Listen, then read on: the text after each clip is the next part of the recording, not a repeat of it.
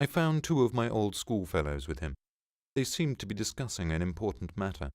All of them took scarcely any notice of my entrance, which was strange, for I had not met them for years. Evidently they looked upon me as something on the level of a common fly. I had not been treated like that even at school, though they all hated me. I knew, of course, that they must despise me now for my lack of success in the service and for having let myself sink so low, going about badly dressed and so on, which seemed to them a sign of my incapacity and insignificance. But I had not expected such contempt. Simonov was positively surprised at my turning up. Even in old days he had always seemed surprised at my coming. All this disconcerted me. I sat down feeling rather miserable and began listening to what they were saying. They were engaged in warm and earnest conversation about a farewell dinner which they wanted to arrange for the next day to a comrade of theirs called Zherkov, an officer in the army, who was going away to a distant province. This Zherkov had been all the time at school with me too. I had begun to hate him particularly in the upper forms. In the lower forms, he had simply been a pretty, playful boy whom everyone liked. I had hated him, however, even in the lower forms, just because he was a pretty and playful boy. He was always bad at his lessons, and got worse and worse as he went on. However, he left with a good certificate, as he had powerful interest. During his last year at school, he came in for an estate of 200 serfs, and as almost all of us were poor, he took up a swaggering tone among us. He was vulgar in the extreme, but at the same time he was a good-natured fellow, even in his swaggering. In spite of superficial, fantastic, and sham notions of honor and dignity, all but a very few of us positively grovelled before Zherkov, and the more so, the more he swaggered. And it was not from any interested motive that they grovelled, but simply because he had been favoured by the gifts of nature.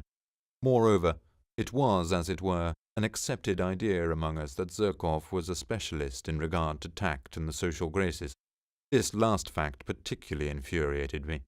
I hated the abrupt, self-confident tone of his voice, his admiration of his own witticisms, which were often frightfully stupid. Though he was bold in his language, I hated his loathsome but stupid face, for which I would however have gladly exchanged my intelligent one, and the free and easy military manners in fashion in the 40s.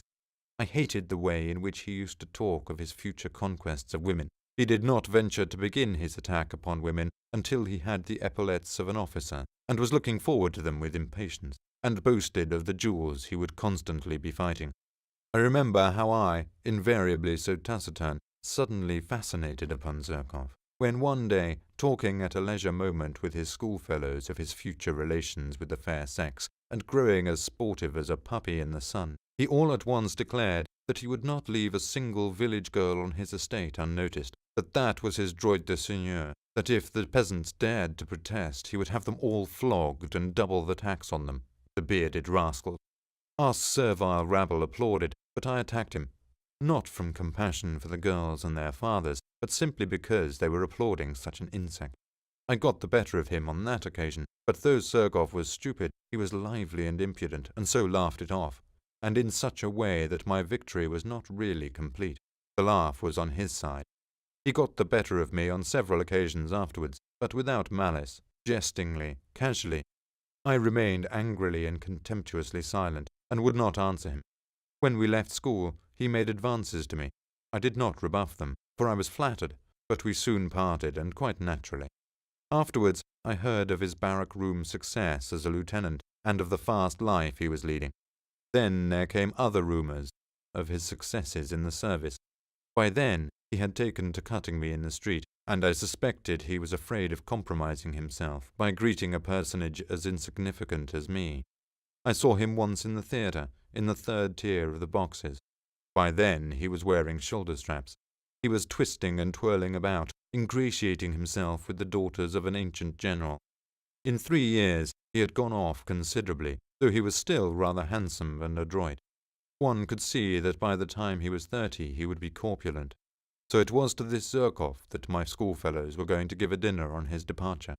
They had kept up with him for those 3 years, though privately they did not consider themselves on an equal footing with him. I am convinced of that.